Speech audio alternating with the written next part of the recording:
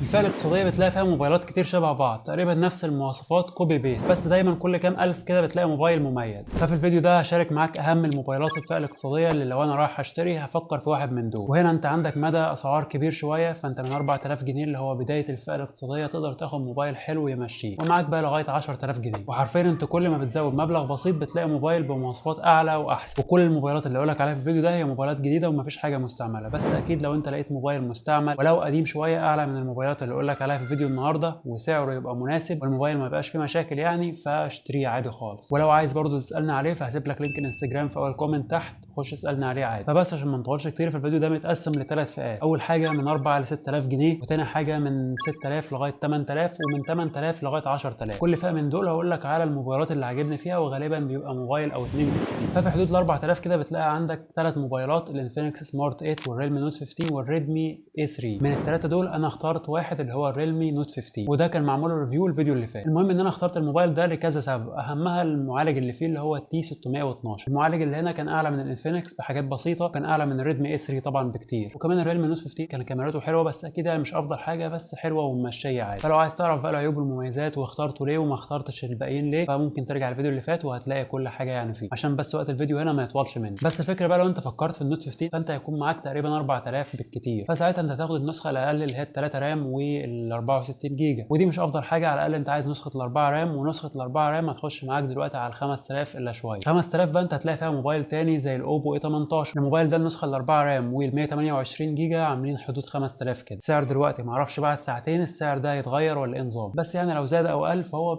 برضه في حدود 100 200، مش هيزيد قوي ولا هيقل قوي يعني. فالاوبو اي 18 يعتبر حاجه كويسه لو انت عايز تجيبه برضه في حدود ال 5000 جنيه، واحسن من النسخه الاعلى من النوت 15، وكمان احسن من الريلمي سي 51 اللي هو يعتبر التطوير بتاع النوت 15 ده، لان الاوبو 18 بيجي بمعالج اقوى اللي هو الهيليو جي 85، وده اعلى من التي 612 اللي في السي 51. والاوبو 18 بالمعالج ده هيلعب ببجي معاك على اعدادات متوسطه، برده مش اقوى حاجه يعني، بس ده المعالج اساسا المنتشر في الفئه الاقتصاديه كلها يعني، فده كويس مش وحش. ومعاك بقى تصميم اوبو اللي بتلاقيه في موبايلات كتير سواء فئه اقتصاديه متوسطه او فئه عليا حتى، بتلاقي فيها نفس التصميم ده، وهو تصميم حلو يعني. وشاشه اي بي اس بس، وده العادي برده طبيعي خالص ان هو يبقى السعر ده اي بي اس، بس فيها حاجه حلوه ان هي بتوصل 90 هرتز بس اخرها اتش دي بلس. بس مشكله الاوبو اي 18 كاميراته مش افضل حاجه كاداء فعلي وكارقام حتى. عندك الكاميرا الخلفيه 8 ميجا بكسل والكاميرا الاماميه 2 ميجا بكسل، فلو عايزه عشان الكاميرات فبلاش ما تفكرش فيه. بس ده مش معناه ان الكاميرات وحشه، هو حلوه على سعره برده يعني، ده طبيعي ان هو يبقى بالسعر ده عليه الكاميرات دي عادي. وانت برده لو جبت الموبايل فقشطه الكاميرات انت تعرف تتصور بيها وهتنزلها وهتبقى صور حلوه مش وحشه برده. بس لو انت لسه هتجيبه عشان الكاميرات مخصوص فلا بلاش. وبطاريته كبيره 5000 ملي امبير، والشحن بيجي معاه في العلبه 10 واط، فانت هتاخد وقت شويه وانت بتشحنه برده، وكمان بيجي معاه كل حاجه في العلبه بقى، فانت مش هتدفع حاجه فوق سعره كمان. فالخلاصه بقى لو معاك 4000 جنيه فكر في الريلمي نوت 15 النسخه 3 رام، هتلاقيها في حدود 4000 كده، وساعتها انت الموبايل ده مش هتجيبه يعيش معاك كتير، هو اخره سنه سنه ونص بالكتير وتغيره بقى. ولو هتعرف انك توصله من ال 5000 فهات الاوبو اي 18، هتلاقي النسخه 6 رام في حدود ال 5000 شويه، ولو زودت 500 كمان هتلاقي النسخه 8 رام منه. اكيد لو معاك 8 هتكون افضل من ال 6 رام، بس لو تعرف تزود شويه وتوصله من 6000 جنيه فانت هتروح في حته ثانيه. وهقول لك على الموبايل الجامد اللي تقدر تشتريه بالسعر ده، في كذا موبايل تاني من 4 ل 6000 جنيه، بس انا بقول لك انا بحاول اجيب الافضل واحطه لك في الفيديو هنا، بحيث المبلغ اللي انت تدفعه تبقى واخد بيه موبايل يستحق السعر اللي انت دافعه ده واكتر كمان. فزي ما انت شايف كده الفيديو متعوب عليه في التحضير وفي المونتاج والسكريبت والكلام ده كله، فكل اللي تقدر تعمله كدعم للقناه هنا هو لايك للفيديو. واكيد لو عجبك المحتوى ده فاشترك في القناه، وان شاء الله يبقى فيه ريفيوز كتير هتنزل الفتره الجايه. وبس الرينج التاني بقى اللي هو من 6000 ل 8000 جنيه، بصراحه انا لو اختار موبايل واحد بس في الفئه دي هيكون هو السامسونج اي 15. من اول 6000 فانت هتلاقي اقل نسخه منه اللي هي ال 128 تقريبا ولا 4 رام، ودي مش افضل حاجه، انت زود حاجات بسيطه بس كده وهات النسخه 6 رام، دي افضل حاجه تشتريها منه يعني في الرينج 6000 جنيه. وكمان انت معاك لغايه 8000 اللي هي النسخه الاعلى منه خالص ال 8 رام. قررها تاني برضو، انا لو معايا ال 6000 ل 8000 مش هشتري غير السامسونج اي 15، ولا حتى افكر في الاي 24 لان الفروقات ما بينهم مش كبيره قوي يعني، خصوصا لو انت جايبه للالعاب وكده، فيعني مش هيبقى في فرق كبير. وبرضو من 6 ل 8000 جنيه انت هتلاقي موبايلات تانية كتير هقول لك عليهم برضو، بس تعالى الاول نعرف ليه السامسونج اي 15 انا اخترته. مبدئيا المعالج اللي فيه وده اهم حاجه هو الهيليو جي 99. المعالج ده موجود في موبايلات فئه متوسطه كمان، وموبايلات باسعار اغلى من كده بكتير، فده يعتبر اعلى معالج هتلاقيه في اي موبايل اقتصادي. وعندك كمان الموبايل ده شاشته سوبر اموليد 90 هرتز، فدي حاجه جايه برضو من موبايلات في فئات اعلى، بس على الرغم ان الشاشه كده بس البصمه هنا في زرار الباور، ما اعرفش ليه بصراحه. كاميرات بقى انت عندك 3 كاميرات خلفيه ادائهم جامد على الفئه بتاعته، والكاميرا الاماميه 13 ميجا بكسل بكسل، ادائها كويس برضو مش وحش، والموبايل جاي بنظام اندرويد 14 وفيه NFC. فكاداء في الالعاب ومشاهده المحتوى فانت هتاخد افضل اداء على السعر ده بسبب المعالج والشاشه بتاعته. وكمان كبطاريه فهي 5000 ملي امبير، والشحن اللي هنا هو 25 واط، وده كويس من سامسونج ان هم ما حطوش ال 10 واط كشحن يعني بس. وكده كده الموبايلات اللي بنفس السعر انت هتلاقي برضو الشحن اللي فيها هو شحن سريع 33 واط، فلما تلاقي من 25 واط من سامسونج فدي حلوه برضه. بس اكيد الموبايل ده فيه عيوب، ما سامسونج مش هتديك الخلطه دي كلها كده ومش هيكون فيه عيوب. اول حاجه وهي العلبه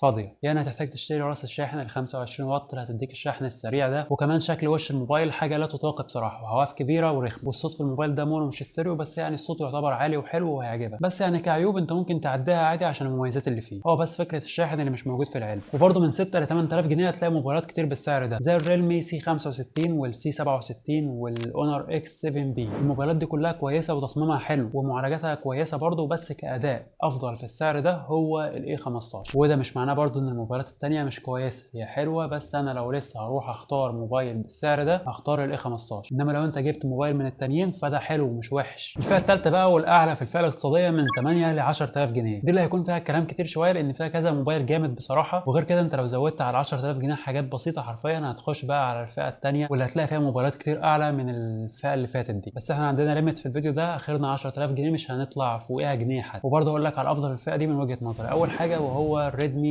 نوت 13، هتلاقيه ب 8000 ونص او اكتر، حاجات بسيطه. والفكره كمان ان الموبايل ده سعره نزل وبيقدم لك بقى حاجات كتير مش هتلاقيها في اي موبايل تاني، زي الشاشه الاموليد ال 120 هرتز اللي فيها بصمه تحت الشاشه، وباعلى سطوع هتشوفه في الفئه دي 1800 نتس تحت الشمس، والتصميم الجامد بتاع ريدمي بس كله بلاستيك وده عادي برضه، وبطاريه 5000 ملي امبير وشحن سريع 33 واط وصوت ستيريو محترم ونقي. والكاميرا بقى اللي في الموبايل ده حوار بصراحه، كاميرا خلفيه اساسيه 108 ميجا بكسل، وثانيه للالترا وايد 8 ميجا بكسل، وثالثه 2 ميجا بكسل للعزل، والاماميه 16 ميجا بكسل. المهم انه كاداء بقى فعلي فلا هتاخد اداء محترم من الموبايل ده. فالموبايل ده من مميزاته هتلاقي عندك الكاميرا والشاشه والبطاريه والصوت اللي هنا برضو حلو. بس الفكره في المعالج السناب دراجون 685، المعالج حلو وكل حاجه، بس الفكره ان الجي 99 اعلى منه. بس ارجع واقول لك تاني مش هتاخد كل حاجه في موبايل واحد. هي تركيبه الريدمي نوت 13 على سعره كده كويسه جدا على السعر ده، وكمان بيجي معاه كل حاجه في العلبه، فانت مش هتدفع حاجه فوق سعره. مش عاجبك الريدمي نوت 13 فممكن تزود شويه حاجات بسيطه وتوصل ل 9000، وهتلاقي موبايلين جامدين في السعر ده وهما الريلمي 11 والسامسونج اي 25. الاثنين متقاربين في المواصفات، بس انا لو هختار السامسونج اي 25. هتقولي ده بمعالج اكزينوس وبيسخن وما اعرفش ايه، هقول لك بس هيبقى اعلى بحاجات بسيطه من الجي 99 اللي في الريلمي 11. وبرضه هي اذواق، انت ممكن تحب تصميم الريلمي 11، انا بصراحه بفضل الاي 25. انت ممكن تحب فكره الكاميرا ال 108 ميجا بكسل اللي في الريلمي، بس انا احب لوك واداء كاميرا سامسونج ومعالجتها وكمان تصويرها لل 4K. فمن الاخر الاثنين كمواصفات وسعر قريبين لبعض، ولا مش هعرف احدد لك انت تختار مين، بس انا عن نفسي لو هختار السامسونج عادي. بس شوف بقى انت عايز موبايل ايه وبسعر كام. دي تقريبا كل الموبايلات اللي في الفئه الاقتصاديه، او بمعنى تاني الموبايلات اللي عجبتني انا في الفئه الاقتصاديه. واكيد لو انت عندك اي موبايل تاني انا ما خدتش بالي منه وبيقدم قيمه مقابل سعر يعني، ويفضل كمان لو انت جربته فاكتبه في الكومنتات وهثبت الكومنت بتاعك عشان كله يستفاد. ولو عايز تسال عن اي موبايل فاسال في الكومنتس، ولو ما ردتش على طول يعني فاكتب لي على انستجرام، بس خش اكتب في الرساله بتاعتك على طول عشان تحديث انستجرام لازم ارد الاول وبعدين تكمل كلام.